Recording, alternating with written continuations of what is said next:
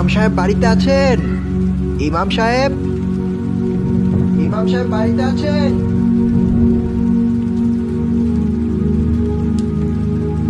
ইমাম সাহেব, এত রাতে তো কারো আসার কথা না।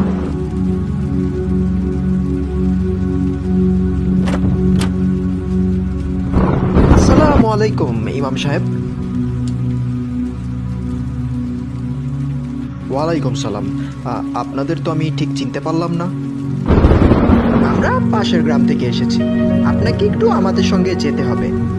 এত রাতে ঝড় বৃষ্টির মধ্যে আপনাদের সঙ্গে কোথায় যাব? একটা জানাজা আছে, জানাজা পড়াতে হবে। এত রাতে জানাজা? ফজরের পরে না হয় পড়ানো যাবে। না বাবা, তুমি আসলে ঠিক বুঝতে পারছো না, আমরা খুব বিপদে পড়ে তোমার কাছে এসেছি। আমাদের সঙ্গে গেলে খুবই ভালো হতো।